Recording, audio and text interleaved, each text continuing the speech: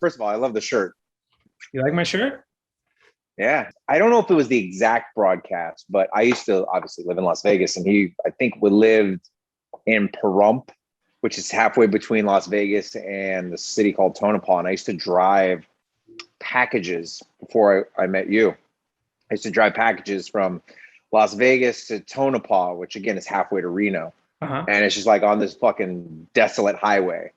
And I don't know if it's the broadcast. In my mind, it's the broadcast. But I remember listening to him on the way back. And it was the weird broadcast where some guy called from like Area 51. Oh, and he got shut off.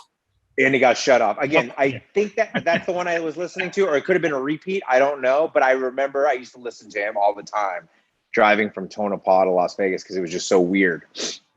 Because it was such a desolate highway. And I don't know if I did it to like freak myself out or whatever, but he was great. For those listening, Josh is talking about my Art Bell t-shirt. We've started? Oh, I didn't know we started. We started. And hey, what I liked about Art Bell is that he would like get combative with the guests. He would actually like try them. He wouldn't like all of a sudden just off the bat believe the guests. He would like really check them on their stories, which I liked about him. Yeah.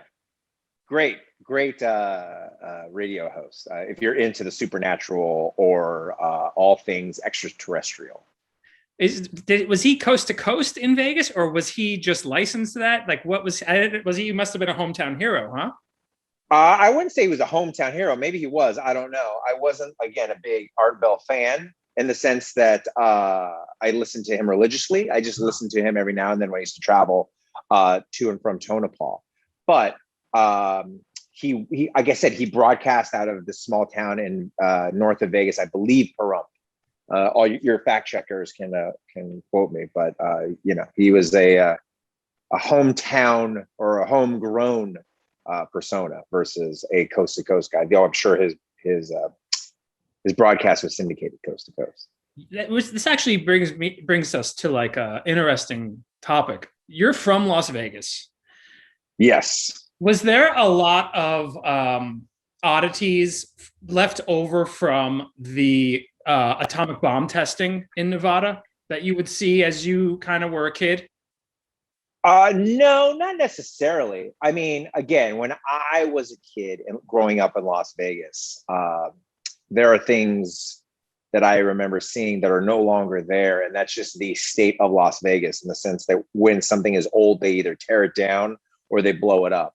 Yeah. So as far as oddities go, I mean, there would be like an atomic liquor store, or there'd be some sort of, atomic themed, hotel or restaurant, but other than that, that's, as far as I know, from what I remember seeing, there wasn't a lot of, Nevada testing merch, if you want to call it that, or themed like restaurants or whatever outside of, like I said, a liquor store or something like that. Yeah. What was it like growing up in Nevada? Were you collecting that early? It's funny that you have me on this, and that we're talking about collecting, and the whole premise, I guess, of your podcast is running out of space, which is what is currently happening at my current location, my house right now, is that I don't have any space. Yeah. But yes, I grew up loving, and I'm sure all of your listeners and all of your avid collectors grew up collecting toys. And I think as you get older, nostalgia kicks in for whatever reason, and you have adult money, and you were like, you know what, fuck, my parents, they threw away my toys, or they sold my toys at a garage sale. I want to get them back. So I wasn't necessarily doing that growing up in Vegas. I was kind of collecting wrestling figures. I wasn't the Michael Jordan of wrestling figure collecting like my boy Matt Cardona, but I would travel from Toys R Us to Toys R Us. And again, this is before the internet, before you can look up Brick Seeker, before you can buy shit on eBay or, Target.com. Well, before that. You're driving from toy store to toy store, and I would do these finagling with the employees, like, hey, can you look in the bag? Like, oh, this is really important to me. Like, oh, I would lie and say, oh, this is for a birthday gift for my brother, and if I don't bring this home, I'm going to look like a jerk. And so I was collecting a lot of wrestling figures. That was the main thing outside of like comic books. I'm trying to think, in video games in my, teenage years.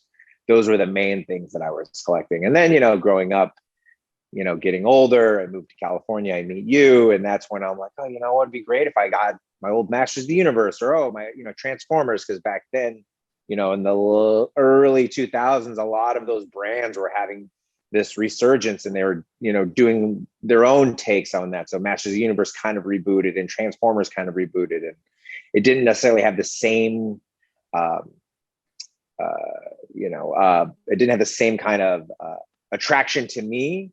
If anything, it made me want the old stuff more, because that's the stuff that I remember. It seems like those things are in a constant state of being rebooted. They're just constantly being released. I feel like they've never gone away. Well, I think they've gotten smarter, and I mean the people that own the licensing, right? Masters of the Universe and Mattel is a perfect example of why are we trying to reinvent the wheel? People want Masters of the Universe. They love Masters of the Universe.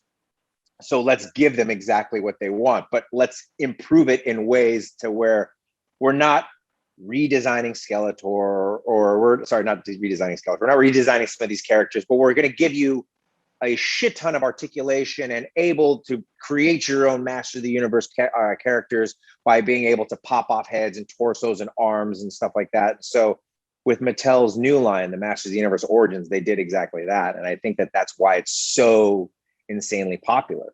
I don't work for Mattel, but I would like to think that it has to be one of their top best sellers outside of like WWE and Jurassic Park, because there are people that are my age or your age and grew up on He-Man and Masters of the Universe, and they're like, you know what, I want to collect this, and or now they have kids. And so if you're a psychopath like me, I don't have kids, but I want one to open and one to store away for if I do have a child. I would love for them to open it or feel that same kind of joy that I had.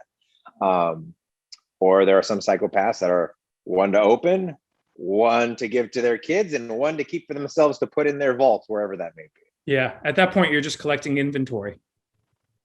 Well, yeah, more or less. When did you start stocking one and rocking one, so to speak? When did you start doing that, where you would have one just to keep in the box? Because I don't remember you.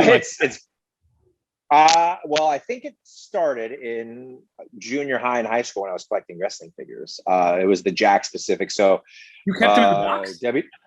WWE, yeah, WWE. Once Hasbro, their licensing was up, Jack specific bought them out, or bought the licensing, and so they had these new, at the time, were so innovative. Like you would twist their arm and they would crunch, and then they started to do facial scans. And so for whatever reason, this was like in its heyday, where Stone Cold Steve Austin is the champ and The Rock. And so I just was like, you know what, I'm going to buy one to open up and play with. And yes, I will fully admit that I was playing with wrestling figures way into high school. Just like Matt Cardona, I believe he said on your podcast, like, creating your own wrestling figure federations, and having, these dream matchups that you may not have had. So it'd be like, oh, Bret Hart versus, Stone Cold Steve Austin versus, The Rock, or so, you'd create your own.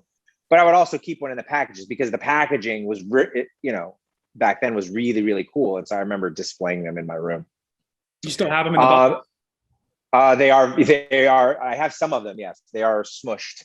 My dad kept them in the garage, and then, would stack a cardboard box on top of a cardboard box. Not really his fault. I'm not blaming him. I just didn't do a very good job of packing the box. They're pretty much worthless now, but at the time, are the figures all scratched up? I wouldn't say that they're scratched up. I just don't think they have any value. You know what I mean? The wrestling figures, I mean, who knows, in 20, 40 years, maybe. Right. But the big wrestling figures that are, are worth any type of money are the Hasbro, mint on card, the ones that I'm assuming you grew up with as well. The ones that had the Macho Man commercials and Roddy Piper, and they had the spring action arm. And so those are the ones that I see on the internet are going for crazy money. Yeah, you were the one who introduced me to Matt Cardona, so big ups to you. Thank you for that hookup. He is the man. He schooled me on all of the different iterations of WWF figures, and I do remember the LJN ones that were like my favorite. Those were the ones that really knocked my socks off. But I never really collected past them. I remember the Hasbro ones, and I know they're the Hasbro ones because of Matt. But I think that's like right around when I stopped. But I've always like loved checking them out because they're so detailed. And I spoke with this about him about how great the sculpts are and how like those in general have like pushed the technology of toy making and the hyper detail of toy making really far along. In addition to probably McFarlane too. I didn't actually bring McFarlane up. Probably should have. I'm sure he has a thing or two to say about that.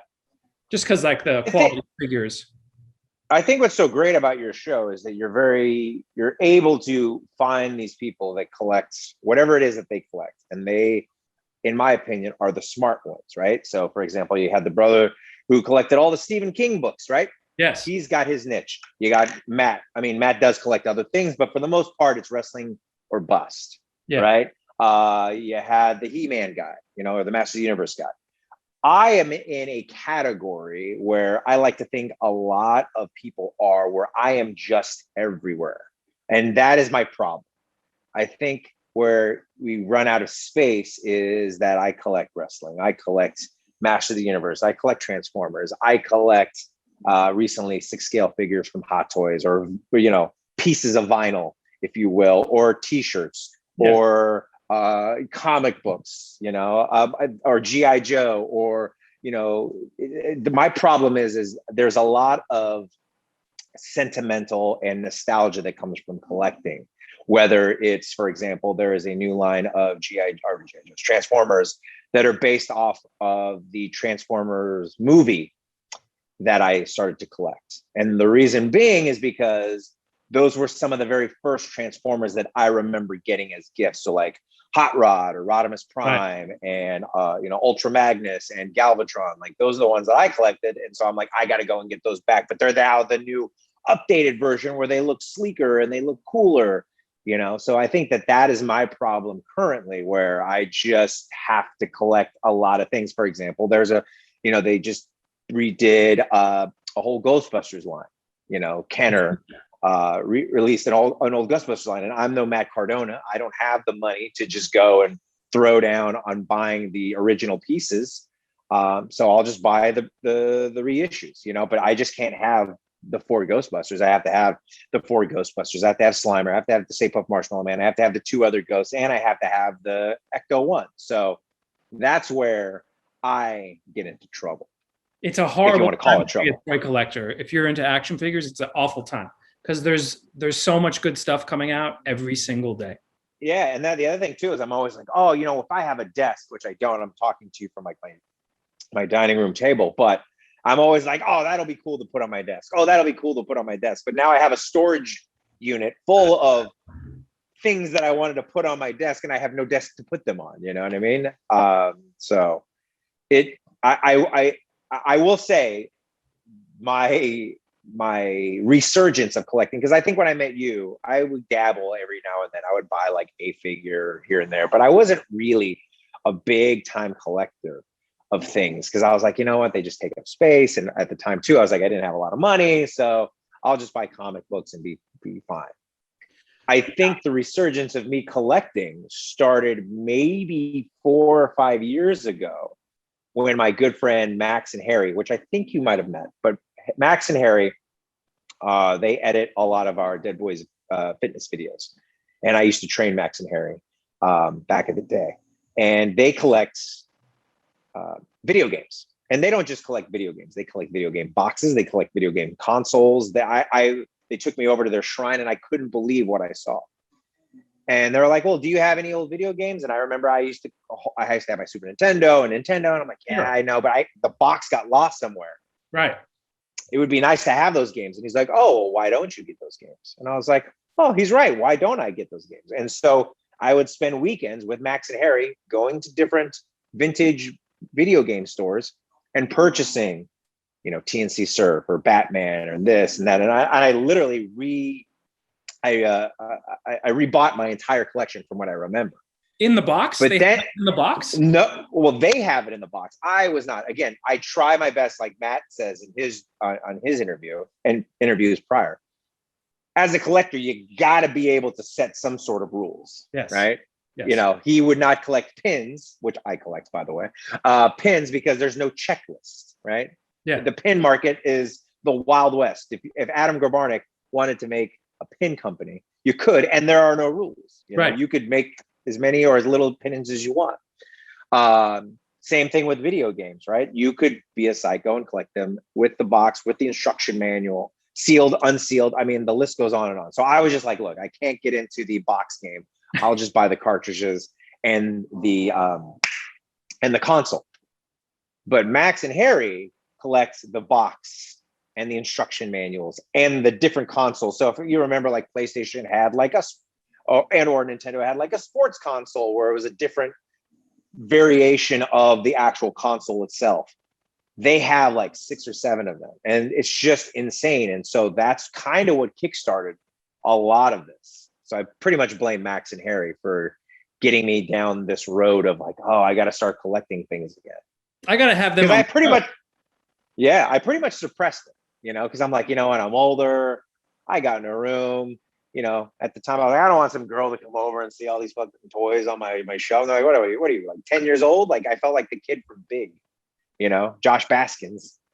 What is the thought process when you see these things? In other words, why are you collecting it? There has to be a certain criteria. It seems like a lot of the stuff is 80s. You're an 80s. It's a lot. Baby, right? Yeah. Yeah, it's a lot of nostalgia. So, for example, Arcade One came out with they came out with these arcade cabinets, right? Mm-hmm. Where if you were a fan of the Ninja Turtles game, mm-hmm. Ninja Turtles and Ninja Turtles, Turtles in Time, you could play it on an actual arcade cabinet. I bought one of those things. I have no room for this. It's sitting at my mom's house, but I bought it because in my head, I'm like, oh, I used to play that as a kid. I used to spend, you know, hours on end and quarters after quarters trying to beat this game. You know, they came out with a Simpsons one. I bought that. I have no room for it here. And I don't know if my mom has room for it, but it's going to be over there. Again, same things. Like I played it. So a lot of this stuff, especially the stuff that you see or that I have, is nostalgic based, right? It is Masters of the Universe. I remember one of my earliest memories was going to Target with my grandmother and her buying me Masters of the Universe toys. I already explained kind of the Transformer stuff, the video games. Again, these are all video games that I owned at one point in time. You know, I only decided to collect Nintendo and Super Nintendo. I didn't go Nintendo 64. I didn't go PlayStation. I just wanted to collect like the really, really nostalgic stuff. You get into TurboGrafx 16 territory?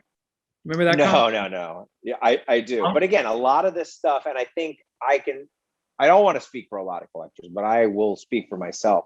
And I feel like there are a lot of collectors out there that have the same kind of values. Just a lot of this is just nostalgic based. You know, I unfortunately don't have the income, believe it or not, to buy the originals. And I do like opening things up. And so I like to think that, oh, you know, if I'm going to buy the re-releases that look very similar, if not better than the originals, I'll at least somewhat enjoy them. But it's just now collecting upon collecting inventory, as you will. Yeah. You have your eyes on anything right now? Did you mention are the Transformers figures the next in your queue, or do you have something else in mind? No, I mean, look, I made a list. I was talking to my girlfriend, and there are tons of stuff that I have. It's all in pre-order. You know, I have a list of things that are coming, and I have nowhere to put them.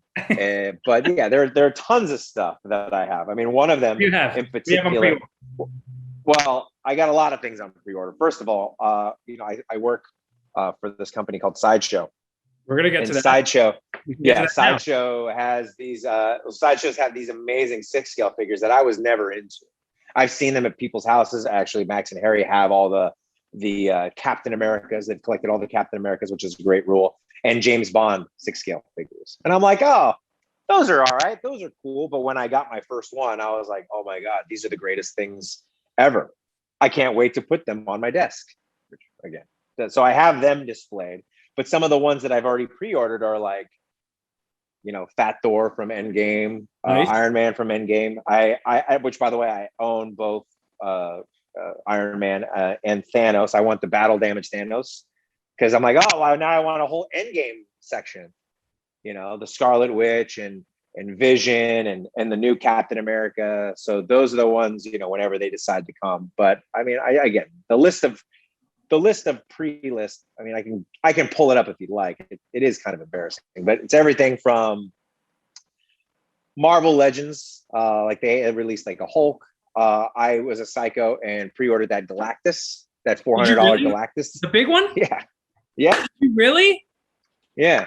Where am I going to put this? I don't know, but it was great. It was cool. It's really cool. Wait a second. So did you get all, because what they did is you got Galactus, and then they started like, oh, you can also get Silver Surfer if you unlock this.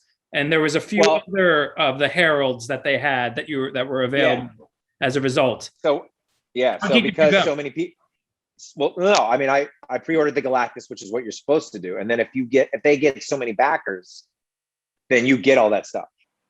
So at 10,000 backers, you get Silver Surfer. If there's 15,000 backers, you get the other one, and so on and so forth. So it was very similar to what Mattel did for their ring. So I also backed that. So they released what they call the new generation ring, which is the old school ring, had the red, white, and blue ropes. And it came with like a neon, I don't know if you remember, it was like early 90s. It was like a neon sign that they would walk out of. So they built that, and it was like $200. And if they got 5,000 backers, you get a diesel. And if they got 10,000 backers, you get a doink. And all I really wanted was the doink. So I basically spent $200 for a doink. But I mean, again, the Super 7 stuff and everything from Ninja Turtles to the Thundercats, the Fantastic Four. They re-released Marvel Legends, did like kind of a throwback to the old Fantastic Four animated series. I pre-ordered them, and then I'm a big mark for my friends, and I haven't even seen the movie. The movie could be terrible, though I doubt that it is. I pre-ordered all of the Eternals for my friend Nate Moore, who is the executive producer on the movie. What am I going to do with 7 or 8 Eternal figures? I don't know, but I did the same thing for when Black Panther came out. So yeah, it's a slippery slope. I like everything you discussed, but I'm the type where I can't stop. I'm very similar to you. Like if I open the floodgates to those sort of figures, and the Super 7 ones they did like the G.I. Joe animated series. So there's like the first wave of those, like those look fantastic, but I just stay away from action figures altogether because it's really, really dangerous. And they're like 20, 30 bucks now a piece now, right? Yeah, exactly. I started when I started this with Max and Aaron, I told myself I'm only going to buy villains. Yeah. Or I'm only going to buy, I think when Super 7 got the Master of the Universe license, I literally just bought everything that they released, but it was just He-Man and Skeletor. Yeah. So I didn't buy like the Man-at-Arms. I didn't buy the Teelas. I didn't buy the Beastmans, all the stuff. I mean, everything that they released that was He-Man and Skeletor, I purchased. And I was like, you know what? I'm feeling great about this. This is great. Same thing with a lot of the G.I. Joe turtle things. Like, I'm only going to get Shredder. I'm only going to get Cobra. I only want to back the villains. I'm a big villain guy. Right. But then it just, then when we got to Marvel, which I, love, Marvel comics, I love comics in general. It just got too hard because then I'm like, oh, I love Spidey, or oh, I love Hulk. Oh, I got it. Yeah, but this figure is great. Oh, Black Panther. I would start to negotiate with myself. Oh, it's Nate's movie, so I got to support him as if he gets anything from the merchandise, if at all. You've been friends with Nate Moore for a very long time. Does he collect anything? Do the Marvel guys collect Marvel stuff? I don't think so. I mean, I don't know. I don't think Nate collects anything. Yeah, they collect checks. Yeah. But wait a second. I want to ask you about this. So you're heavily involved in CrossFit. You have since practically day one, and you host the CrossFit Games, and you are also a celebrity trainer, and you've been written up in how many magazines now? I don't keep track of that, but I just, off the top of my head, maybe 3 or 4. Yeah. Okay. So you're a high-profile trainer. Are there a lot of collectors in the CrossFit space, in that culture? Not just toys, anything. Does the collector mentality kind of, do you find that that's present in the CrossFit culture or in the fitness culture? I think so. I think there are a lot of people that like to collect what I call gimmicks. Which gimmicks is a wrestling term, which basically means noun. It's a noun for something. So, people like to collect shoes. Yeah. They're not Jordans, they're not whatever, but there are shoes like back in the day when they had the licensing. Reebok released something called the Nano, which is the CrossFit shoe, or Nike released the Metcon. Was really popular, I remember. Right. Yeah. So there are people that I know that collect those things. Do I think, is that something that I would collect? No. I'd rather collect comic books or 6 scale figures or, action figures, but that's what they like. And I'm never the one. I may poke fun at like, oh, look how many pairs of shoes you got. But I mean, I'm not the one to judge by any stretch of the imagination. But yeah, I think a big thing that I used to do, again, back in the day, was collect t-shirts from the different gyms that I would go to. Because I would travel a lot, whether it be for the wrestlers or with CrossFit. And so I would start collecting these t-shirts from the different gyms. So, I think that there is a small collector's mentality when it comes to gear or apparel, but I don't think that there's anything that is equivalent to the pop culture items that we have been discussing. What are your clients and the people who go to the gyms, the gym owners, what do they make of you when you walk in and you're wearing, a Back to the Future tee or like, a Black Panther t-shirt? It all depends. There I think are some folks that really love the pop culture references. That's the one big thing that I bring into the space is, again, I'm a huge pop culture fan. So when I'm announcing, I'll make a lot of references to Fast and the Furious or, WWE or Beetlejuice or something, that I'm like, oh, there's only like 2 or 3 people that are going to get it. And every now and then somebody will come up and be like, oh man, I love that reference. That was hysterical, which makes me feel good. Or when I used to coach at a gym, I would make pop culture themed workouts. So especially during like Halloween time, obviously I'm a big Halloween fan. I did a CrossFit workout called A Quiet Place. And I made everybody, the whole goal was you couldn't say anything. Now, if you've ever done a CrossFit class or a high intensity functional fitness class, there's a lot of heavy breathing. You want music playing. Obviously, there's some people that drop barbells or kettlebells. And so the whole premise was you couldn't make a sound. And if you did, there was a penalty of some sort. So I'd like to try to make things fun, because at the end of the day, when you're paying a gym to take a CrossFit class, in reality, it's all it is adult recess. There are some people that take it way too seriously, and great for them. But 9 out of 10 people are just looking for a fun, good way to exercise. And so that was my job. I always tried to make it fun. That's, I think, my contribution to the space of the fitness world, is that, yes, there are people that are super serious trainers. And yes, they are very, the way they train people is very, strict and by the book. And I'm not saying that I don't do that stuff, but I also like to have fun. You're paying an extreme amount of money to go to a class. You want the coach to be knowledgeable, and you want the coach to not be a dick. And I like to think, for the most part, on both of those things. And so having fun with your clients and not taking things too seriously because you're just theoretically exercising, that is, that is my best attributes as a coach, is to making sure that, hey, people are staying safe and not hurting themselves, but also having a good time. Yeah. Because at the end of the day, you're doing, 100 squats per time. You shouldn't be made to feel like it's a boot camp or like you're in prison. You're not. Are you ever in the middle of a workout and you're like, damn, I got to pre-order that Galactus? Or like, damn, I got to get in that Super 7 deadline? No, but it has happened, like in between clients, or, you follow these Instagram toy companies, or not toy companies, but toy Instagram accounts. And they're like, pre-order for Galactus is, in 5 minutes. And you're like, oh shit, this guy better finish his mile, because I'm not going to be the first ones on board, You were the first person to introduce me to the Instagram of Chaz the Guru. And he just seems like a dude that's like super into G.I. Joe. He seems like a Target dad and he actually gets into internet beefs with other Target, Walmart action figure collectors. There's a whole culture that's kind of come up around the toys that release in Walmart and Target. And well, yeah, I think the problem is there's no Toys R Us anymore. And so there is no brick and mortar big chain toy store for these toy companies to go to. So they make these deals with Walmart and Target. And if you live in California, especially the Los Angeles area, there is no Walmart. So there is only Target. right. And I am very sympathetic to his beef with other Target dads, because the one and only time that I have come in contact with grown men fighting over toys, it was kind of my first and last straw.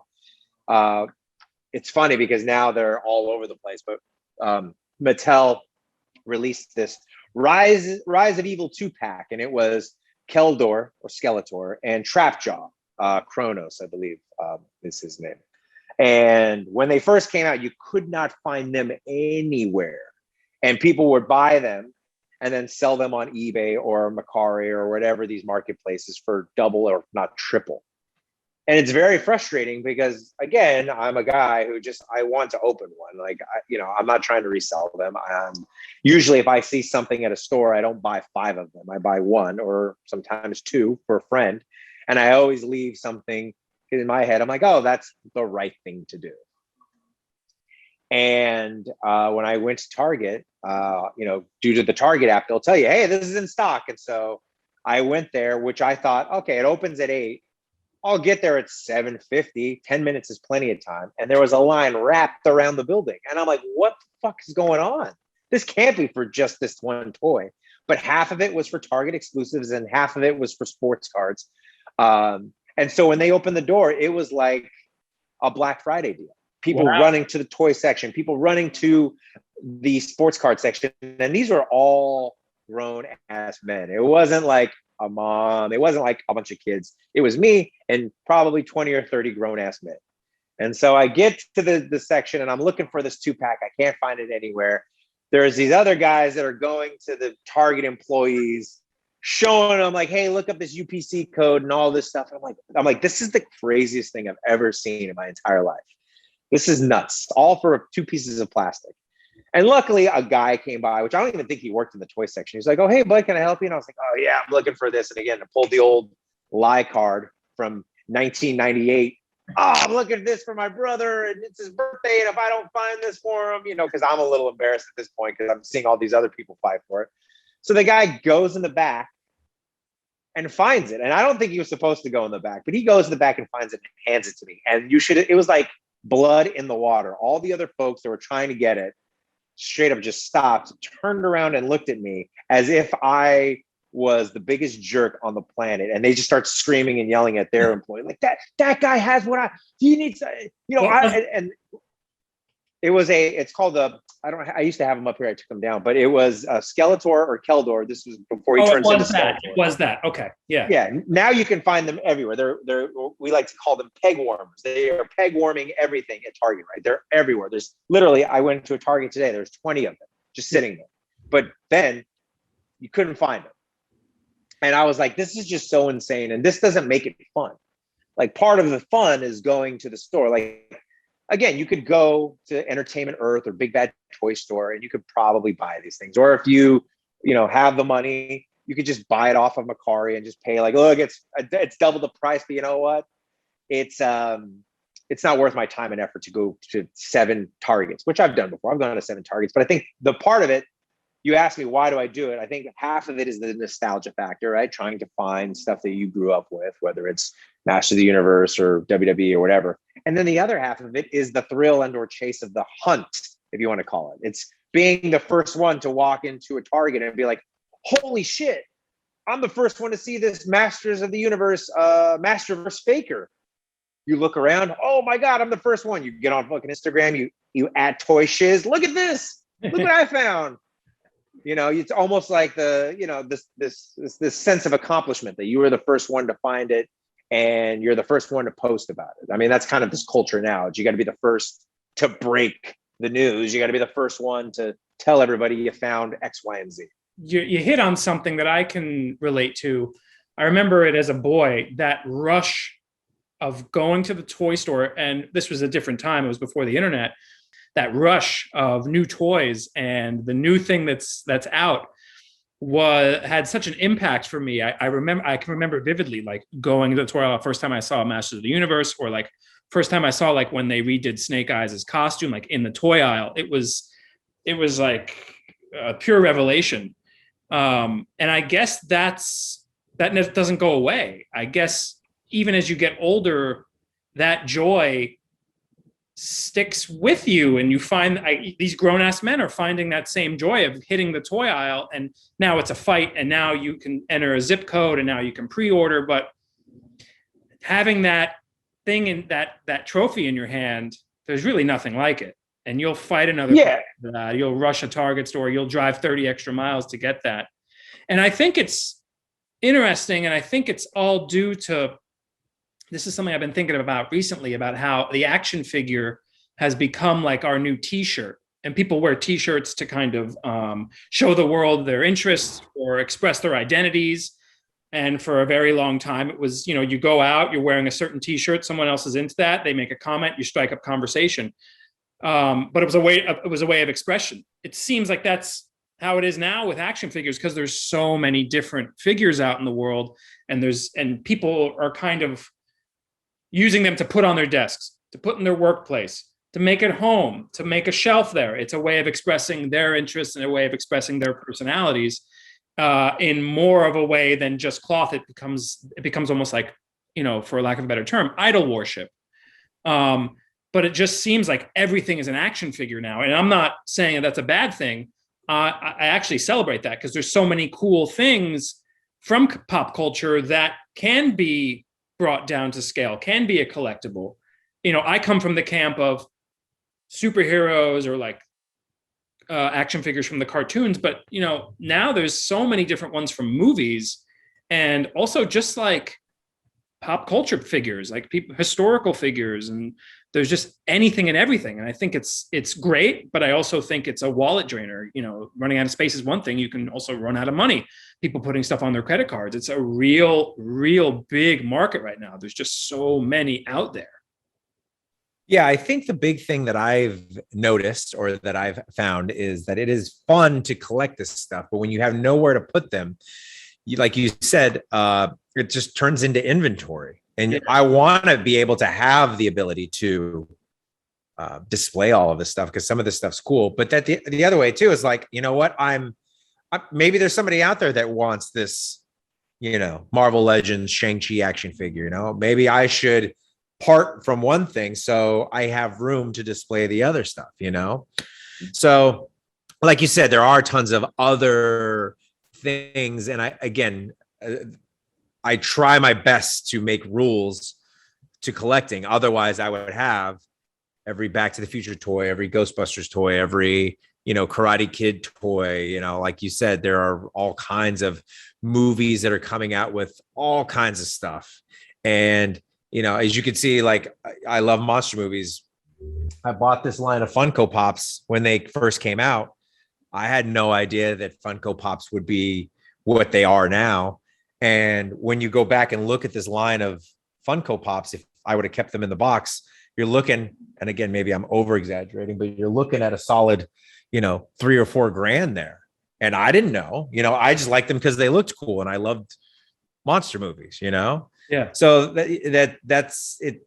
It is tough when people, I think, make fun of the people that collect the Funkos, or they'll have rooms and that are just walls of that stuff. Yeah. And you got to be able to know when to hold them and know when to fold them, in the sense that, like, whether I had a giant mansion or, my apartment now, I couldn't have a wall of stuff. I mean, this is about as much stuff as I have displayed outside of, posters and other stuff. But yeah, I mean, I think companies are getting smarter, because they know what sells, and nostalgia especially sells. Yeah. And, if you're a fan, they also know, like, what people are fans of. Mm-hmm. Disney is a huge example of that. They have made it a business to market to theme park fans, and not just theme park fans, but fans of particular rides. I mean, I don't know if you could see, but I have like a little Haunted Mansion because that was one of my favorite rides. And then I have these Haunted Mansion posters that I've had over 20 years plus. But now you could literally buy anything Haunted Mansion, where when I bought these posters, Haunted Mansion had very little to no merch, very similar to like Pirates of the Caribbean and all these other rides. Now, when you go to Disneyland, each land has their own merch table, if you want to call it that. It's a merch store or whatever, but they're starting to get smart and they're starting to figure out, okay, let's do a collaboration with Crocs. Let's do these limited edition things. You know, I bought a pair of Haunted Mansion Crocs. Why? Because they were limited edition and I thought that they would sell out. I didn't want to be the one that misses out on the cool pair of ugly shoes. Yeah. You know, I wear them every now and then, but again, that's just, they're very good at making you feel like you're missing out on something, you know? Yeah, there is that FOMO. You're talking about Disney or just the toy companies in general? I think toy companies in general, but mostly Disney, you know, in the sense that they're very good at, you know, showing you like, hey, you know, like Spirit jerseys, you know, those big, like oversized sweaters. Uh-huh. When they first started releasing there's like a black and a green one, right? They're, you know, now there's literally a Spirit jersey and they have limited edition ones for Haunted Mansion and limited edition ones for, you know, Christmas time and Halloween time. And they release one every year. And it's just, now people collect Spirit jerseys. I mean, again, you could think of anything. Those are called Spirit jerseys, the thing with the big Disneyland on the back? Yeah, big Disneyland. It's just an oversized sweater. Right. Called Spirit jerseys? They're Spirit jerseys, yeah. That's a legit thing to collect Disney. There's a lot of good vintage Disney stuff, I particularly think. There's great stuff. But again, I fall into this category where I love so many different things: video games, Haunted Mansion, you know, records, action figures, pins. Yeah. Pins is another slippery slope, you know, where it's just like, fuck, Mondo came out with these really cool Marvel pins. I want to collect them all, you know? Where do you put them? You have got like a jean jacket or something? What do you do? Well, some of them are on a jean jacket. Some of them are in a pin case where I'm like, oh, I'll switch them out. Yeah. There's this artist by the name of Tom Whalen, Todd Whalen. I don't know, but he does really cool Marvel pins. And then I'm like, okay, you know, how much is it to own the whole collection? And then I look and you're like, who's spending $800 on a Venom pin? Well, I don't know, but they're on eBay for $800, just one stupid pin. And I'm like, you know, this is again, it's that fear of missing out. Like, oh, I want to have the whole collection. You know, I'm a completist. And so, you know, going back to the Masters of the Universe, right now, I have a majority of the entire collection. There are some exclusives that I wasn't able to get, but I feel again that I want to be able to collect the entire collection of the Masters of the Universe Origins. Sure. And I feel like once I miss one, it'll be like, I don't care anymore. You know what I mean? It's almost like a guy that just buys a new pair of shoes. You don't want to screw them up. But once that first scuff, you're like, forget it. I don't care. That's right. You know? Why the completist philosophy? Is it, you think that goes to OCD territory? It might, you know, but here's the thing is that it is only for the Masters of the Universe. If I start something, I want to be able to finish it, I guess. Right. So I started the Masters of the Universe Origins and I would travel to different Targets and different Walmarts. And, you know, I would go home to Vegas and find all of the characters, if you will, or all of the figures and the play sets and this, that, and the other. You know, my friend Judd lives in Texas now. And I'm like, hey, Betty, how's it going? Oh, by the way, if you stop at a Walmart, I'm looking for X, Y, like I'm giving people tasks, you know, in their hometown. So I think with that one, I'm just like, okay, you know, I wasn't able to collect the original, you know, I had a majority of them, but I never kept them, or they got lost in a move, or they were sold at a garage sale. So I don't want to make that same mistake. I want to be able to keep those. But again, then there are some that just have too big of a checklist, like the Marvel Legends. Yeah. Or like the Transformers, or like G.I. Joe, where I'm like, all right, I got to set some rules. So like with Marvel Legends, it's usually comic book characters that I really, really enjoy, or I'll make up some stupid rule like, oh, if it's my buddy Nate's show, I'm going to get all of them. Yeah. You know, G.I. Joe, I only want the villains. I only want the Cobra guys. I don't want any G.I. Joe, not even Snake Eyes. And Transformers recently, it's just like, oh, it's all the Transformers from the show, or all Soundwaves, or all Megatrons. Right. you know? So I try my best to give myself rules, but every now and then I'll just kind of stray. Yeah, I'm the same way. Action figures is mostly a no, although I did try very hard to get the Mr. T WWE Masters of the Universe crossover figure. Mm-hmm. Just Didn't get them? Strange now. Well, it's just like 60 to 80 bucks on eBay.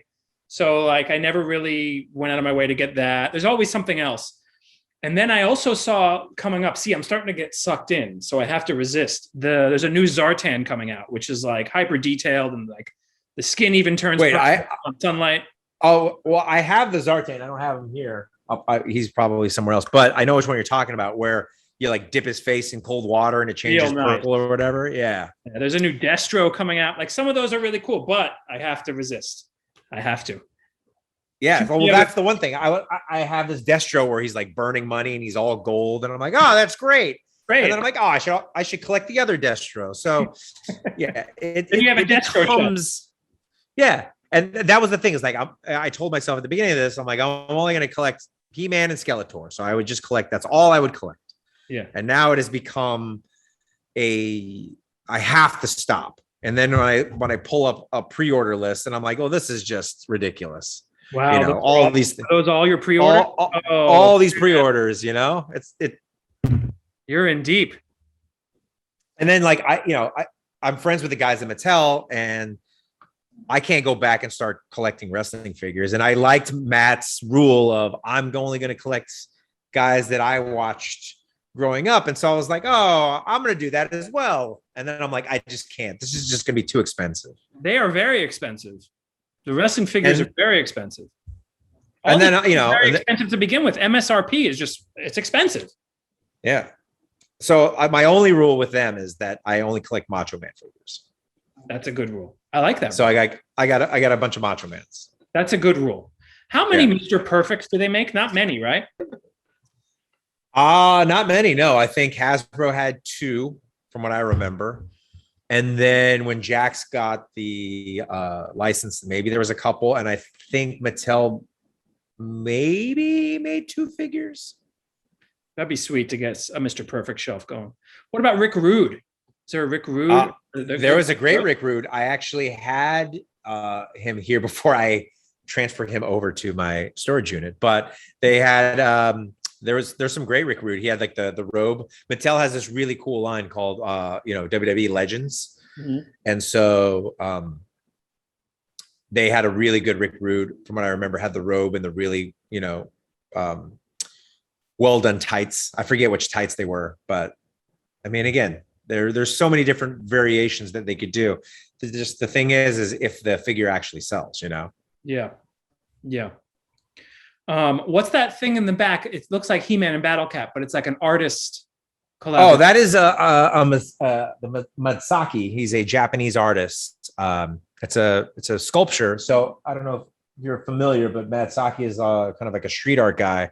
He had Mattel create these life-size Battle Cat and He-Man, and I think Skeletor figures, like they were life-size. Mm-hmm. And that's just his style. He paints them in crazy colors, and then he like spray paints their eyes black, but it's really, really cool. Can you pull that down, or is everything going to tumble? Yeah. Yeah. No. Yeah, it's right. And the packaging that this thing came in was really cool. It came with a pair of white gloves. But oh, that's wild. Yeah. So I would look him up. He's stuck in this pose, but Matsaki was a big Masters of the Universe fan, and from what I was told, he learned English by watching Masters of the Universe. So this guy that works for Mattel, his name is Andrew Goodman. He was able to come up with this collab where they sold a very limited number of these bad boys. So if you go to Hypebeast or eBay, these things are probably, triple the price of what they were, because I think they only made, and don't quote me, but 1,000 of them. That's like a statue, really, right? That's just, and it's over. I love how it's oversized, and I love the colors. That's awesome. Yeah, and so hopefully they'll make a Skeletor one. Yeah, because this one sold great. But the other thing that they did, I don't have it here, is Mattel made a Shogun. It's on my Instagram page, but a Shogun Warrior. Yeah, I wasn't a big fan of this, but a Skeletor version of it, and it's just really, really, really cool. Did you pre-order that? I was lucky enough to be gifted one. Nice. So I got that, but there is a black and gold one that I want.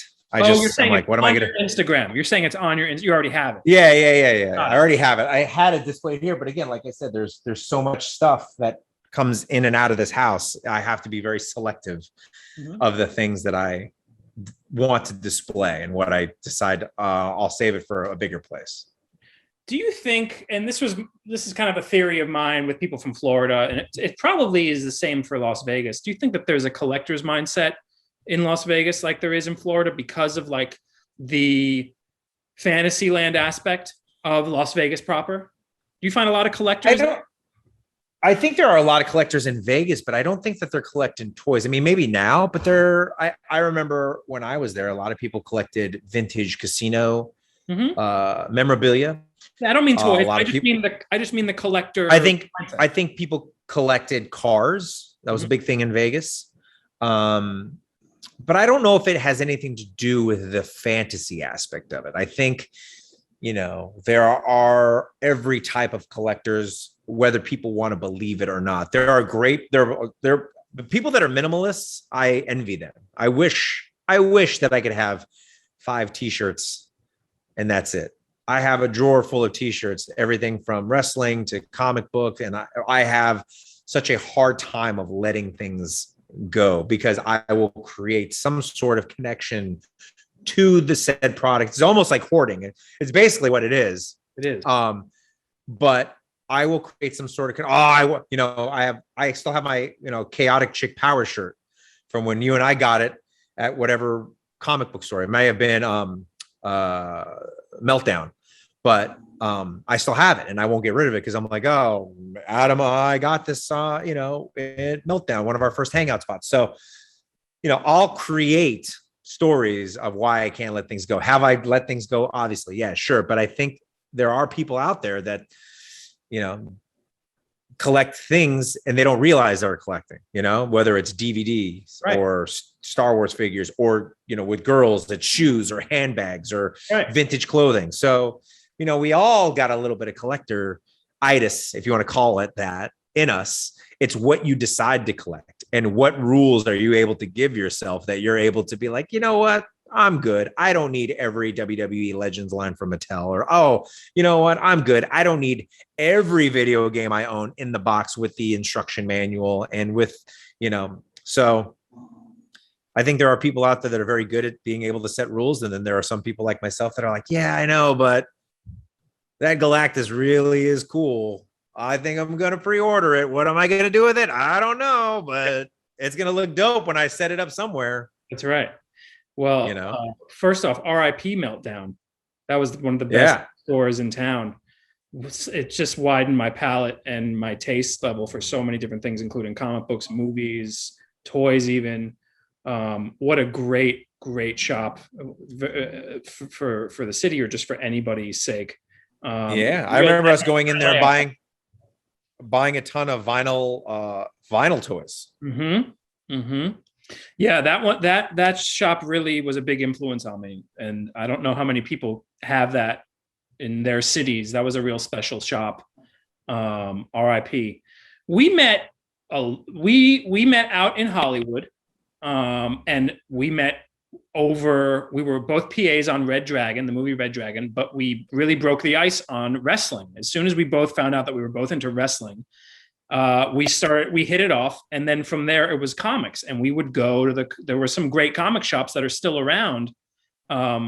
Not Meltdown, of course, but House of Secrets in Burbank. We would go Still there. I haven't been there in a while, and you still go there, right?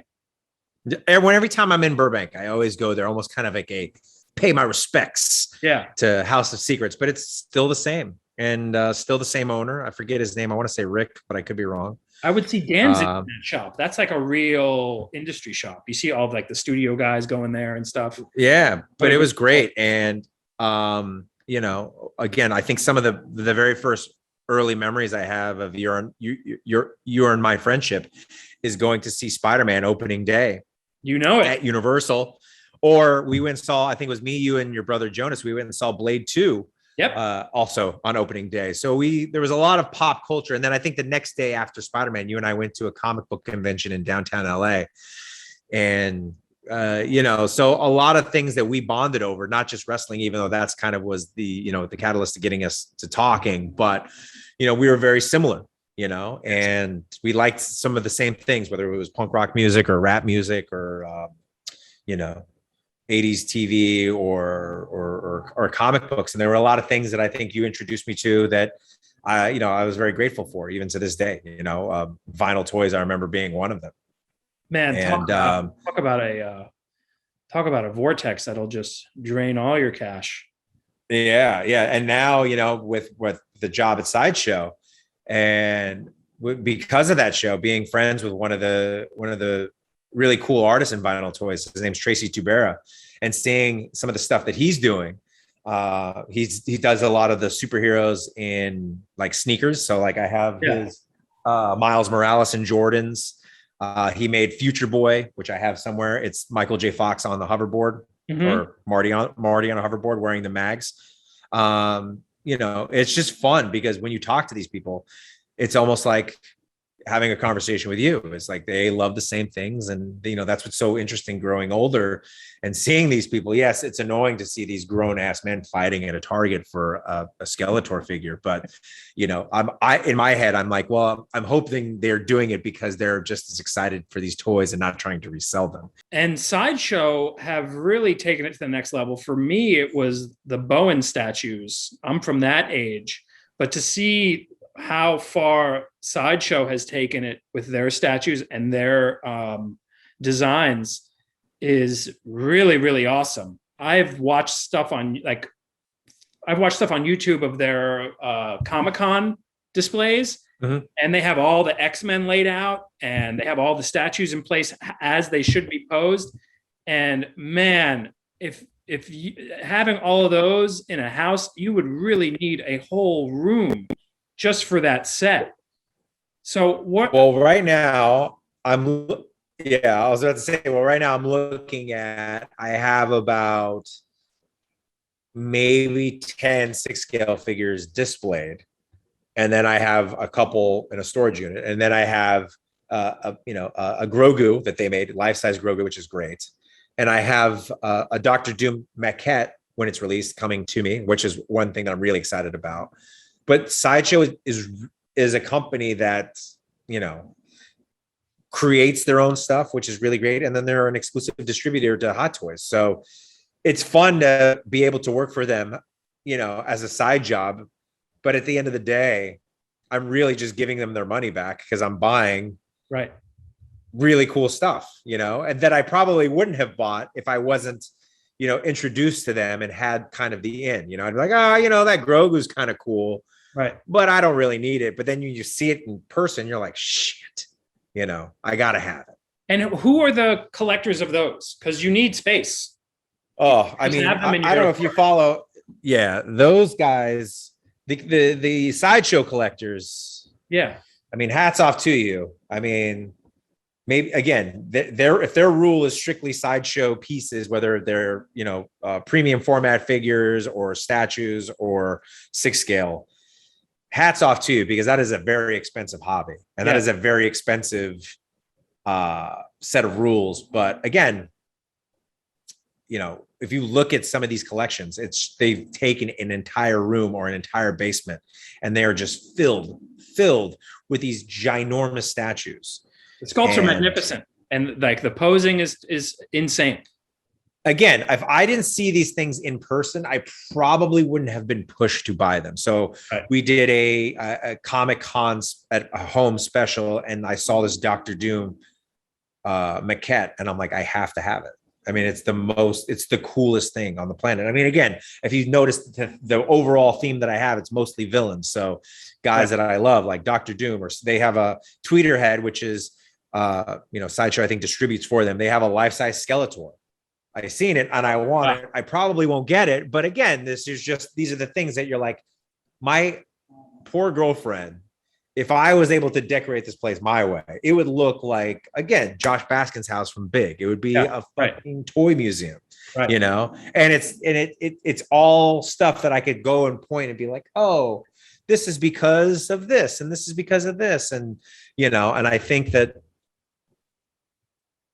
is why I got into collecting. It's because there's so many good memories that come from pop culture things that I loved growing up, whether it's from 40 or not 40, that's how old I am, but 35 years ago, you know, where I was 5 to 20 years ago when I met you. You know, there are tons of fun stuff that I look back and I'm like, oh man, that's such a great memory, going to House of Secrets with Adam, and oh, this is such a fun memory going to Target with my grandmother, et cetera, et cetera. Oh, this is such a fun memory. Me and my brother going to Toys R Us after Toys R Us looking for a Vince McMahon action figure, you know, because he was the hardest one to find in a box.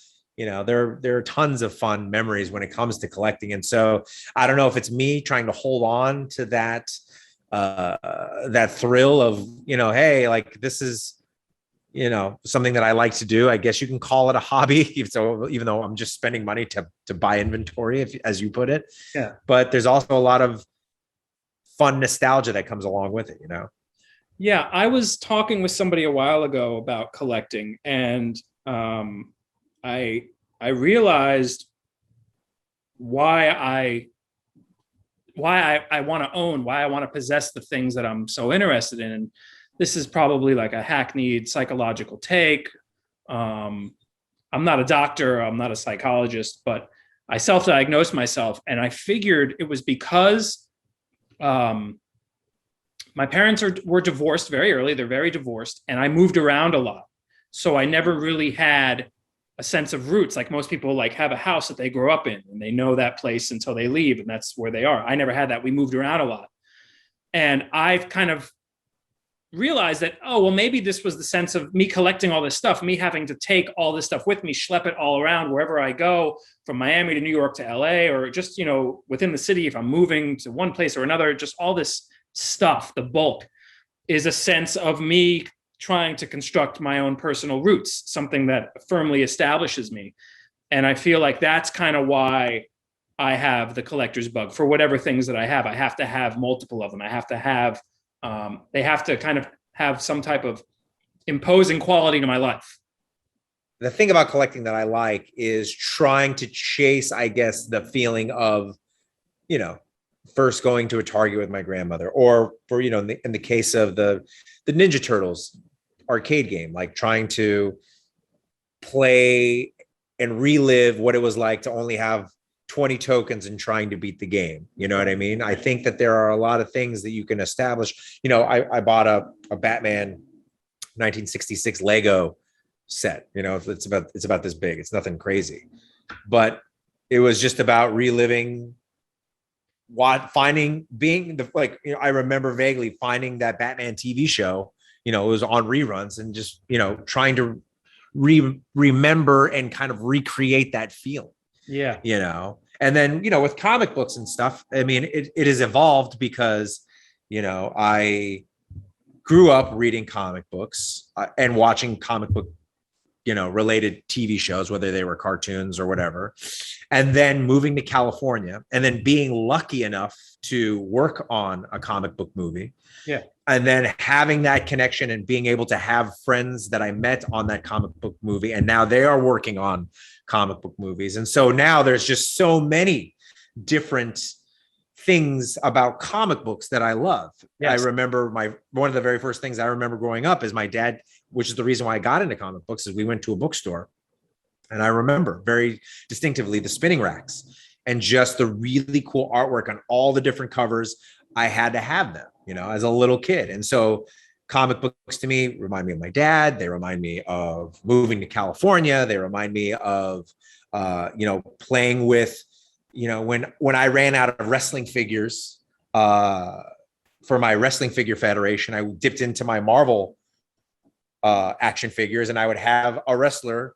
I didn't change their names. That was the Hulk, and it was Bret Hart versus the Hulk for the WWE Championship. Yeah. So it reminds me of wrestling. And then it reminds me, like I said, of you. It reminds me of Nate. It reminds me of Judd. It reminds me of my friend Rich. It reminds me of so many different things. So it's just chasing all these different things. And again, I'm very good at creating nostalgia in my head to justify the purchase, if you want to call it that. But it's also something, and it's so great to find your people. And when I say, I mean the proverbial your people, when you meet people that grew up in the same time frame, grew up with the same interests, grew up with the same obsessions, and there is that enduring passion. I mean, comic books span back into post World War II and even earlier, but collecting and a lot of stuff that came out in the 80s, a lot of the 80s cartoons, the Marvel stuff, He-Man, all these properties, Ghostbusters, they all are from a certain era, and it really endured. I mean, you have kids in preschool wearing Masters of the Universe stuff. It's probably dwindling because it seems like now it's more for like our generation, like the adult collector. It's kind of made that transition. They still try to make it for kids, but kids are playing with G.I. Joes. Kids have Batman backpacks. I mean, it's not gone away. And if anything, I would almost say that our generation deserves credit for normalizing this stuff. I mean, look, the nerds won. Marvel movies are the biggest in the industry, in the world. All this stuff, everything you see on TV is a property or a reboot of something from the 80s. And it seems like, it's vindication for the kids that were coming up that, people would laugh at and call them nerd for collecting toys or playing with toys or, having stuff seeing those action figures as art or as something more special than something that you just kind of play with and you throw in a bin. It became a lifestyle for a specific reason, love it or hate it. These things endure. These things have these properties that really struck a chord in people like us. Yeah. And I think that's too, like you see, people that we know now, the thing that they loved, whether it be in high school or before, they are doing or they have done in some way, shape, or form in a professional manner. So for example, for me, growing up, being such a huge professional wrestling fan, I remember kind of not necessarily being looked down upon because I would go to the gym and I would try my best to emulate the look of a professional wrestler. But in reality, I was in theater class because I wanted to learn what it was like to be an actor and perform, but I didn't look like a typical theater kid. And so when people found out like I wasn't playing football or I wasn't an actual, high school wrestler, they kind of like laughed at me and like, oh, professional, it's fake, right? And now here I am, 20 plus years later, working to a certain extent with some of the biggest wrestlers on the planet. Right. And it is just fun to look back and be like, oh, that's crazy. For somebody like my friend Nate, growing up reading X-Men and Marvel comics and now being one of the heads at Marvel Studios and being able to, kind of create his own universe. If I in my head, I know this isn't how it works, but in my head, he's like that scene in Spaceballs where he has his, his figures on his desk and he's creating storylines, like that's how I envision it. That's how I envision Nate Moore, or like, you wanted to be a director and you've directed some things and you've worked with some really cool companies. And so it's just fun to me to realize like, and that's what I try to tell people that I am introduced. So I have some clients that are teenagers. Like I don't mind as long as their parents don't mind. Like I don't mind going to the comic book store and saying, hey, I'm going to give this to Ollie, or hey, I'm going to give this if it's okay.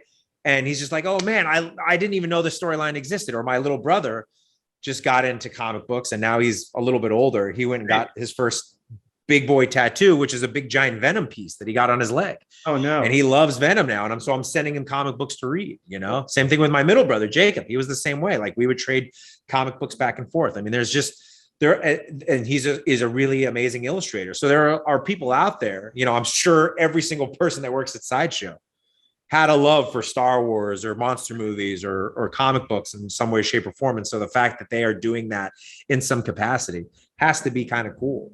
Absolutely. Look, I'm never one to make fun of what people like. I mean, maybe if you like crystals and sage, maybe I'll make fun of you. I'm just kidding, because that's what my girlfriend likes. But, I think that if it brings you happiness, then, and you're not hurting anybody, you know, it sucks to look back and think of all the kids that were mean to other kids in high school because they liked Spider-Man or because, you know, they enjoyed reading comic books versus going out and partying and getting drunk and, you know, whatever. But, you know, like you said, the nerds won at the end of the day. You know, they're the ones that are kind of ruling the world, and it's all the others that didn't jump on the boat. You know, they're the ones that are taking their kids to go see Spider-Man. That's right. They're buying Spider-Man backpacks and stuff. I feel like that, like the collector bug, it is almost entirely generated from childhood. Every single person that I've spoken with about like who collects things seriously, they always have a story from childhood. Yeah, and I think it's young boys. I think it's young boys. Again, I'm not saying that girls don't collect stuff. Obviously, they do. But I think boys just had it made when it came to toys. And again, I'm not knocking Barbie. I'm not knocking the toys that girls had. You know, but guys had some amazing toys. You know, and I think that.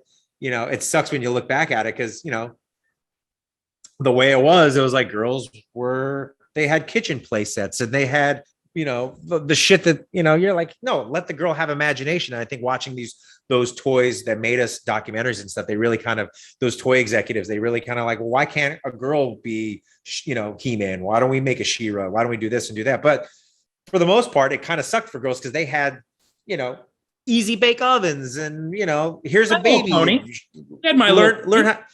Yeah, I'm not saying that they didn't, but I'm saying I feel like they got the short end of the stick where we got Transformers, G.I. Joe, you know, Thundercats, Marvel, DC. I mean, the list goes on. And they were such cool, fun, and amazing toys. You know, we talk about the LGN, you know, big rubber toys. Like those were cool, but to me, the Hasbro ones were better because they actually moved and you were able to perform moves and stuff where like Macho Man was stuck in this position. You know, same thing with Masters of the Universe. When they came out, they broke so much ground because they were able to do things that a lot of toys back then weren't able to do. And I think in a way, when people, whether it's a Stephen King book collector, you know, they were introduced to that at a very young age, and they will attribute that to some sort of, hey, my grandmother, my mom, my dad, whatever, introduced that to me. And so when I was saying, like, I try to do my best to introduce that to people, whether it be my niece, my clients, my little brother, because I think that that's an important thing to, you know, be able to pass on some sort of, hey, look, this is something that I used to love, and hopefully you love it too. And if not, hopefully you'll find something that you love just as much as I do, you know. I never thought in a million years I'd have a Skeletor tattoo on my arm or a Creature of the Black Lagoon tattoo.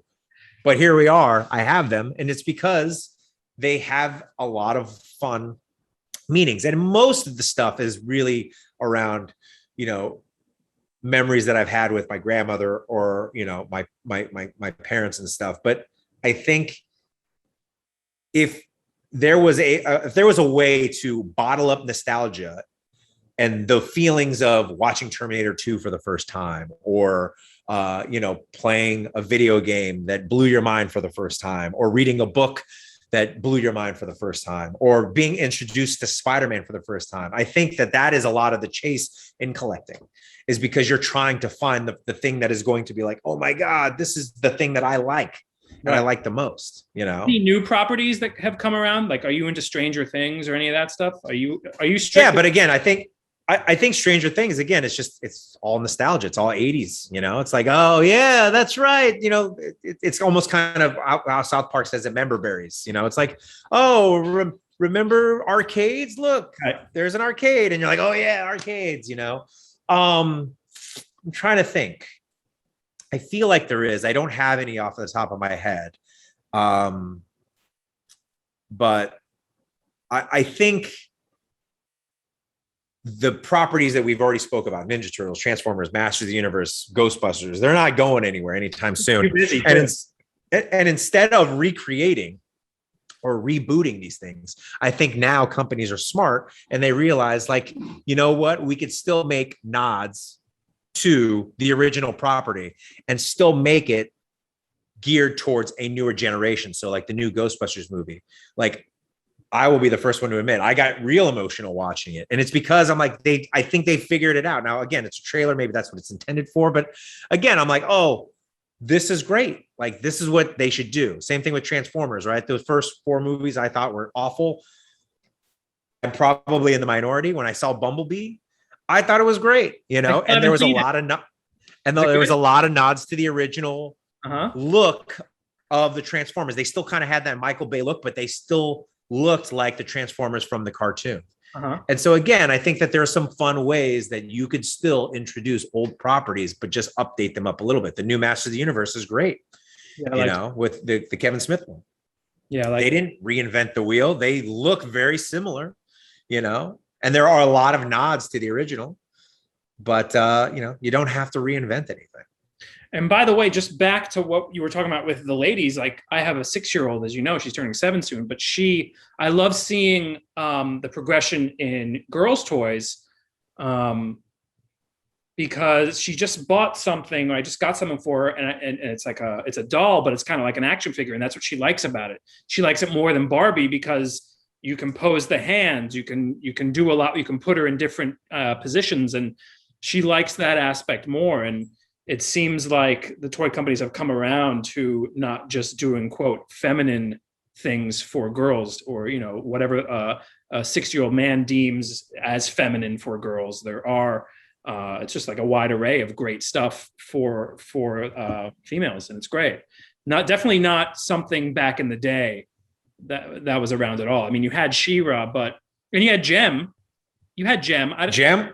You know? Gem was great, Rainbow Bright and all that stuff. But again, I think comparatively speaking, a lot of toys, like you said, were geared by, or they were made by men who thought, oh, a girl would love a baking set, or a girl would love a kitchen set, or a girl would love a baby that they got to take care of. Yes. But, you know, like you said, there are girls that are like, wait, what are you talking about? Like, give me action figures. Yeah. Yeah. You know, so that's what I'm saying by, you know, girls not having it as good as guys, in the sense that, like, you know, I think my stopping was Power Rangers. That's where I kind of was like, all right, I think I'm done. You know, my licenses will probably stop here. But I think my last license that I really, really loved was Ninja Turtles.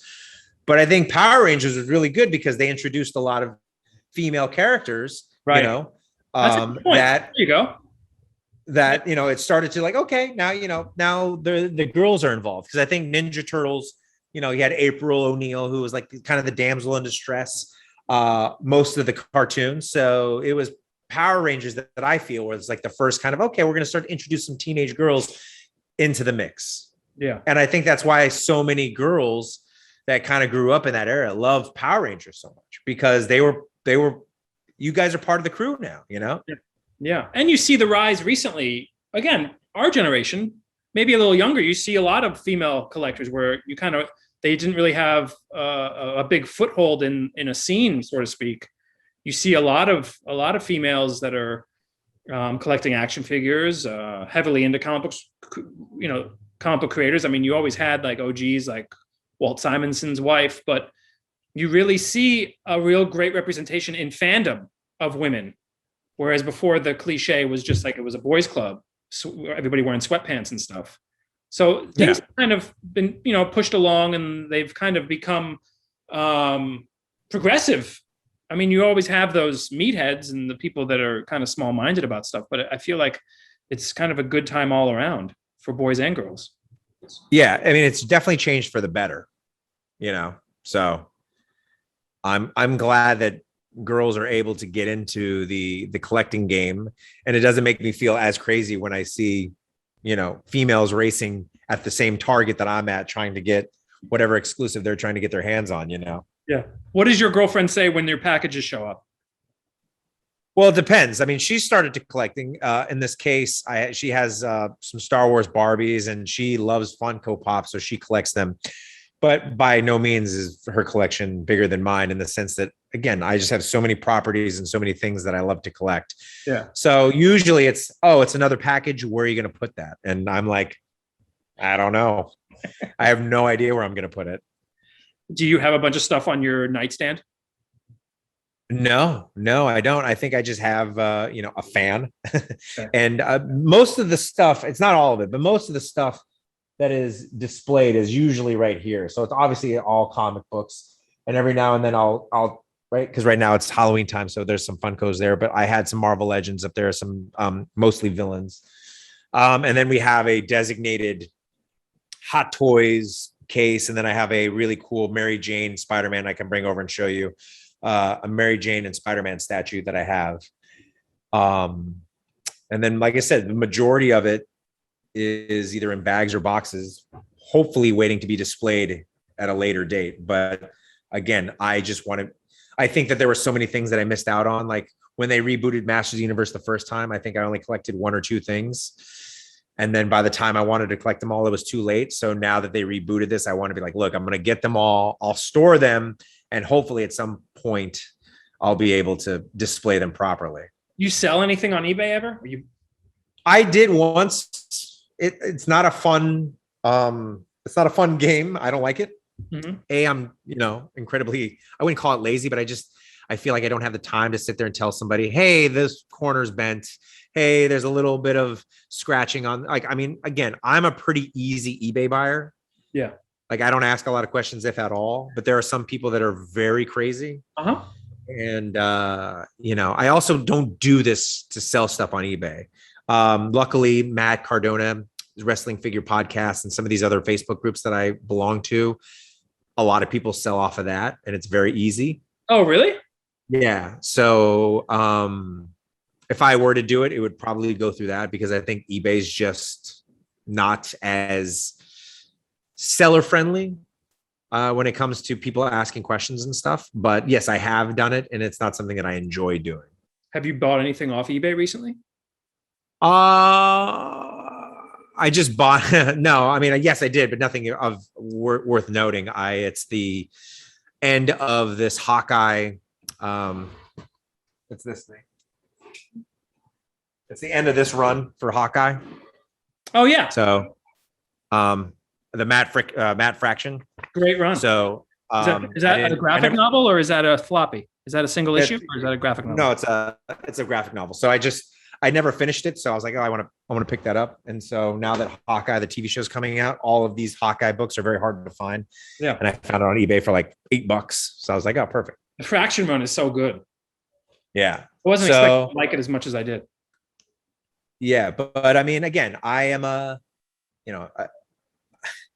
I wish that I could just stick to one thing because it would make my life a lot easier. I wish I could be like, oh, you know what? It's Marvel Legends, or oh man, it's Masters of the Universe. But then Marvel Legends.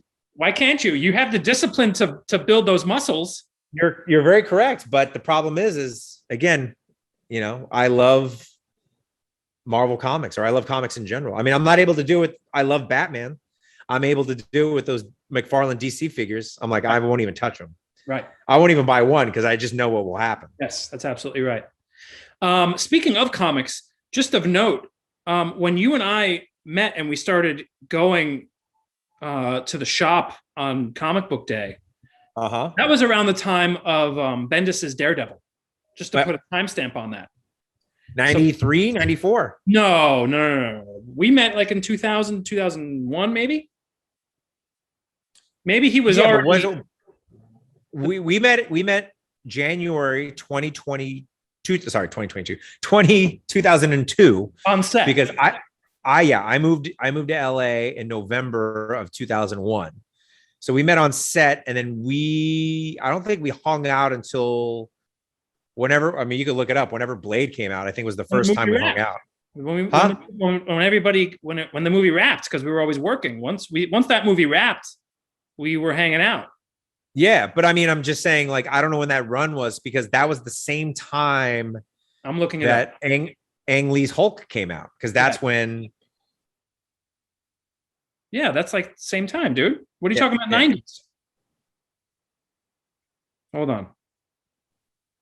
I thought it was 2000. I thought it was 2003, 2004, but I could be wrong. But anyway, continue. I didn't mean to cut you off. No. Just the time, and it's funny how with comic books you can stamp a friendship. Oh, I was reading this came out at that time. It's interesting with comics. You can kind of date date things, and you can use the chronology of when a run happened in terms of where you were in your life. That's that's a component of comic books that I love. That I still have all those books. They too. are in boxes. Yeah, me too. I have them in storage. I'd like to actually go and take stock of what I have in storage. I have comic books all over the place. I've recently gotten back into comics, like collecting comics. So what I've been doing is I've been selling some of my dead stock sneakers for key comics. Like, and it's not much, but I like bought a whole run of Thor from Jason Aaron, where gore is introduced, and I just got the first time that Jane Foster is Thor. I'm like heavily into Thor. I don't know. I never thought That's great.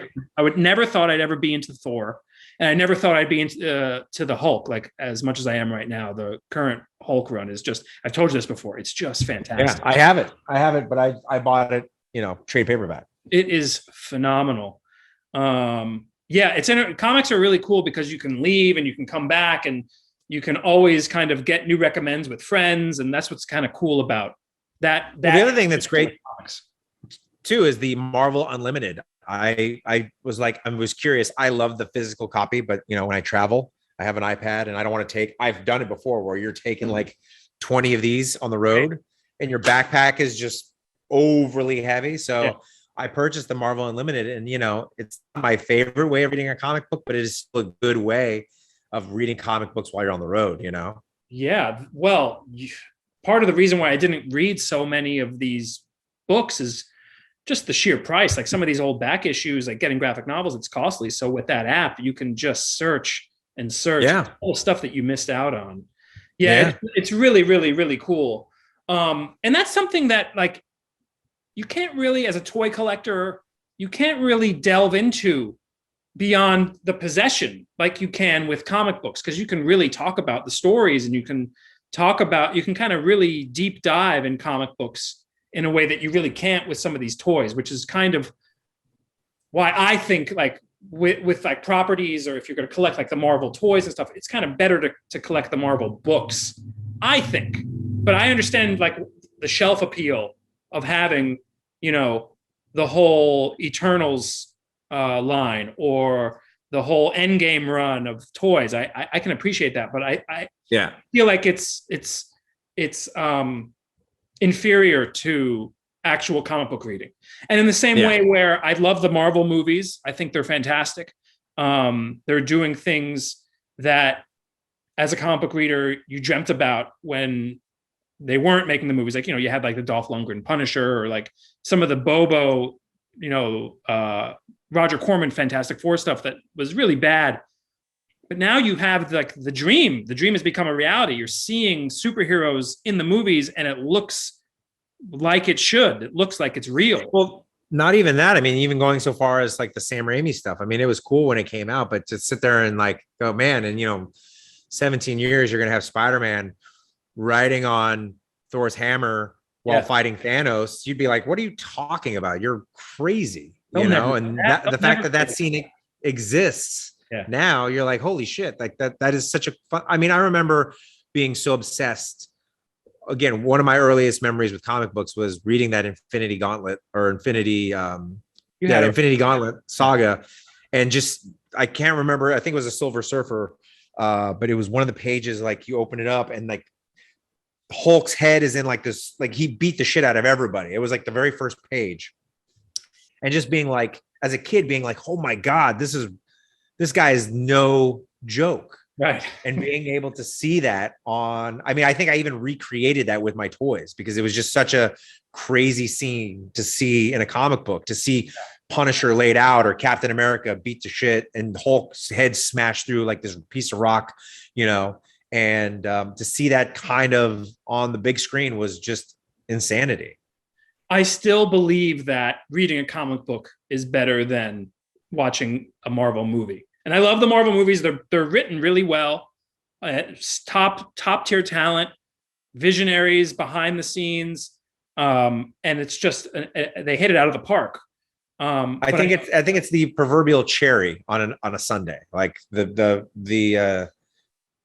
reading the comic book is your ice cream, if you want to call it that, your ice cream sundae, and watching it in movie form is the sprinkles and the cherry. You know what I mean? Like it's a beautiful compliment, and it's all. Yeah. It strikes me odd, but it's getting more and more mainstream to meet somebody who only watches the Marvel movies and they love Marvel, but it's only through the lens of the movies.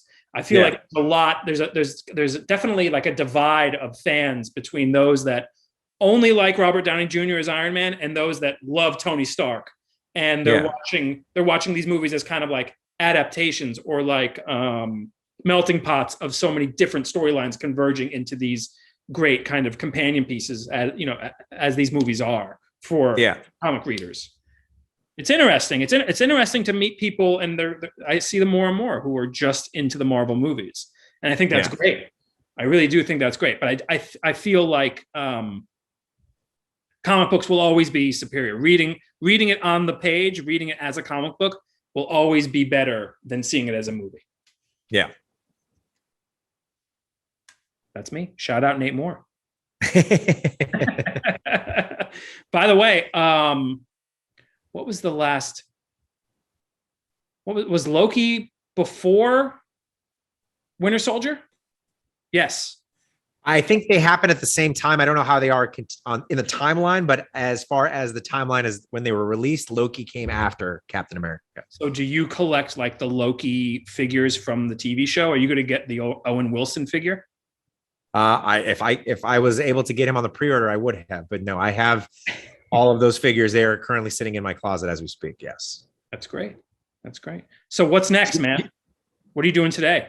You going to Target? Ironically, that already happened. I found a bunch of things that if I was a eBay scalper, if I was a vulture, as me and my brother call it, I would have walked away very happy. But no, I let them sit there for hopefully a young Joshy G and his grandma to go, and him to be excited to see a Masterverse faker sitting there waiting for him. But tell me what was there? Come on. Masterverse faker, which I was very excited to see. What's a Masterverse faker? Is it the new line? That is the new line. So Revelations is the new TV show on Netflix. Yeah. And they're calling the new line Masterverse, not to be confused with the Origins line. So the Origins line looks very similar to the ones that you and I grew up with. Masterverse are the newer. I think they're almost 12 inches tall. I think the Origins are 6 inches. And is Faker going for a grip of money? Yes, because you can't find him everywhere. But Faker looks just so he's not blue like the original Faker. He's He-Man, and then you get 4 or 5 different, or no, three different heads, and it's like it almost looks like the Terminator. Right. So it's like a metal head, and then like half of metal head where you could see it, and then like a little battle damage. So it was a great turn in the cartoon. That was a really nice little flip. I appreciate that. Did you see the PowerCon Faker? Did you see the one that just came out? It's like Faker, and there's like a Duke. Oh yeah, I was unable to get. I mean, I can tell you what came in the mail the other day. Bro, they're ridiculously priced. I was unable to get it. I was able to get this Triclops. So this was the fan vote winner. Is that the OG sculptor? Is that like the new Henry Rollins voiced one? No, but that Henry Rollins one was great. Yeah, where he's like the cult leader. Yeah, I like that. But here, let me see. I'll show you what this one is.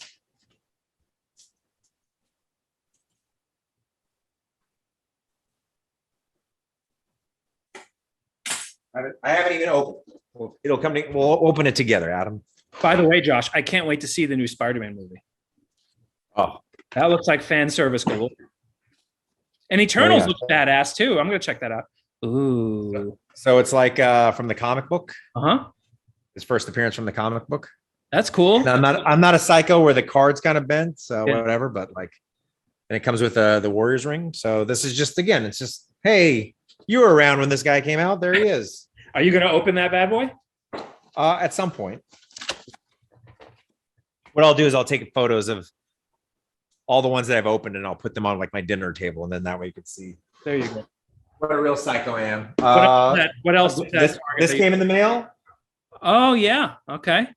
Didn't really need it, but I thought it was cool looking. So that's not that exciting. I will show you that my latest 6 scale figure, which was great. I'm a big fan of it.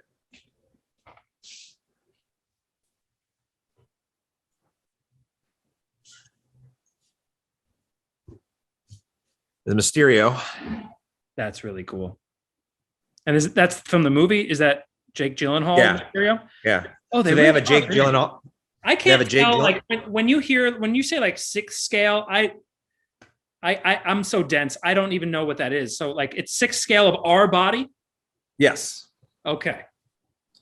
But so it is so heavily detailed, and it's just great. I mean, this is how I pose them. They come with different arms. They come with different hands and different things that you could pose them with, but that's how I pose them. Yeah.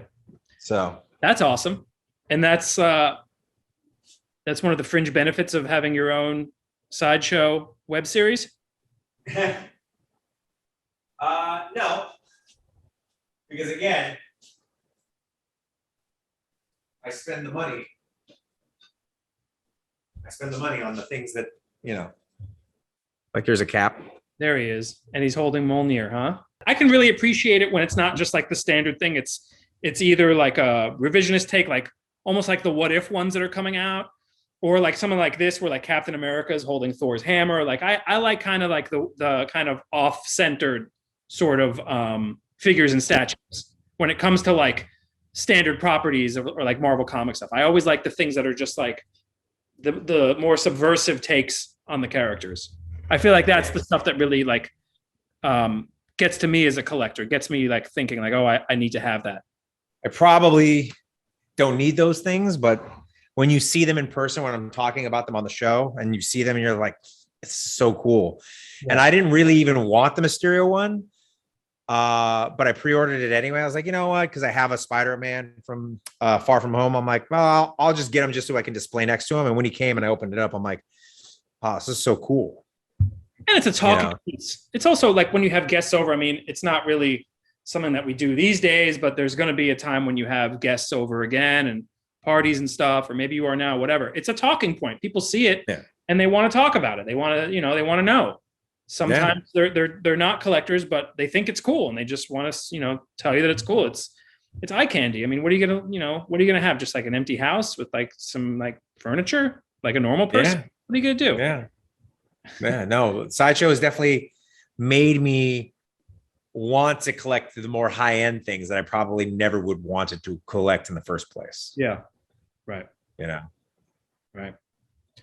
All right, Joshy G. What did we miss? We touched upon. I think we got it. I think we got it all. I mean, as far as I know. Well, you're the man. No, buddy, you are. Thanks for having me. This was fun. I could talk. I mean, I could literally talk for 3 hours, which, I don't know what time we're on, but you'll come back. I appreciate the fact. And again, I know I'm not like your other guests that have one thing that they collect, but I like to think that I am reaching out to the majority of the collecting community, which is you just could not stop at one thing. When I'm going to Frankensons, I'm looking for everything and not just the one particular line, which unfortunately for a lot of people can become very expensive. But again, like I mentioned before, some of these things have so much sentimental value that, like my man Richard Hammond said in Jurassic Park, I will spare no expense to, recreate that high of finding something for the first time. You know what I mean? Well, that was well said. Yeah. All right, Josh. So come back, man. Hey, anytime, brother. I'll bring the belts. I'll bring the folding chairs. What else we didn't hit? I'll get it for you.